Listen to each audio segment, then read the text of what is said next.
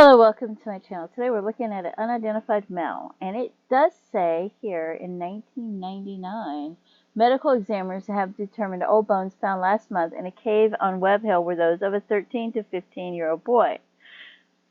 Dr. Todd Gray, Utah's chief medical examiner, said the boy was probably a Caucasian but had a mix of other racial features. Detectives earlier speculated the boy had crawled into the cave to escape the elements. However, Gray said the skull shows evidence of blunt force trauma, probably made by a tool with a narrow edge. So,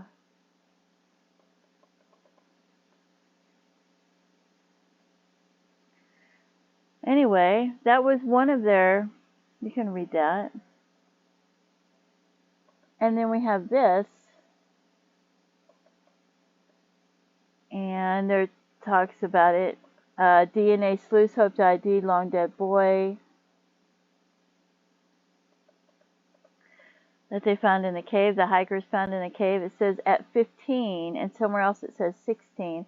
This one says the boy left home ready to try the world on his own and with most working men off fighting in the war, had found farms, ranches, and oil drill fields. And they said he got a sudden fever, too weak to work one autumn day in 1918, chilled and racked by cough and shaking.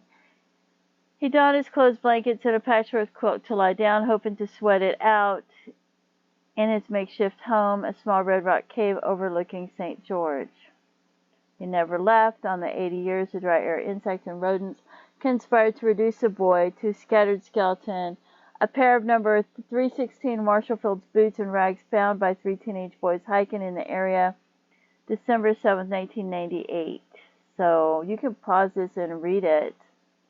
So they're trying to find out who the boy is, and they've been using DNA.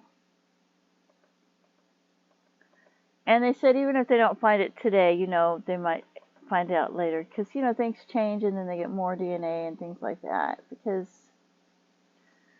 before we didn't even have DNA, and now we do. So I found this really interesting. So the bones have been sitting there all this time. And the one says that there was an injury to the skull. And this one talks about how his lungs, it looks like he might have had some sort of influenza that was active at the time and died from that. So,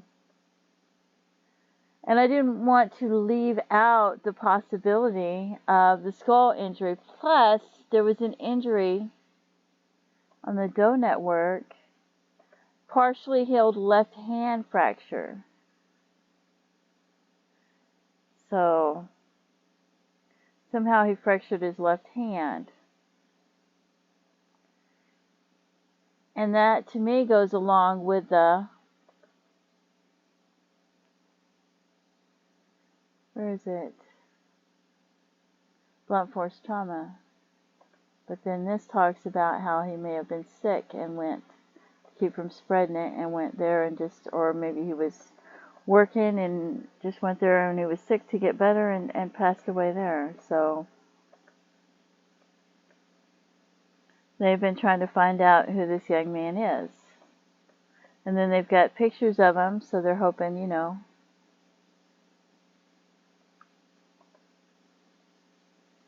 And they've been looking at somebody that may have been missing. But 3 teenage boys hiking spotted a rag floating in the wind and investigated, and they found other fragments of clothes, the boots, and the bones.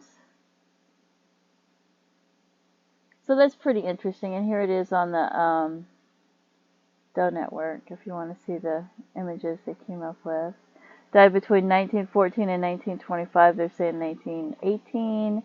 Skeletal, this is 15 to 17 years old, white and or native, 5'4" to 5'6", a 13th right rib, well-developed arm, showing extensive use and indicates he most likely was a heavy industry worker. He had an active pulmonary infection, which may have played a role in his death. Tobacco stained his teeth, 2 shirts, a jacket of denim pants, Marshall Field boots and 3 blankets, boots and denim clothing, date to the turn of the century. The number 816 is stamped on the inside cotton liner of his right boot. He was located in the Webb Hill area of St. George, Utah, in a cave. His boots had low wear, suggesting He may have traveled by horse rather than on foot. Local newspapers were combed for missing persons during that time period, and none were found. And I thought that was really interesting, but I didn't want to leave out the part about the injury to the skull. So anyway, please feel free to leave comments, and thank you so much for tuning in. Don't forget to pray for his loved ones and his family, and have a great day. Bye-bye.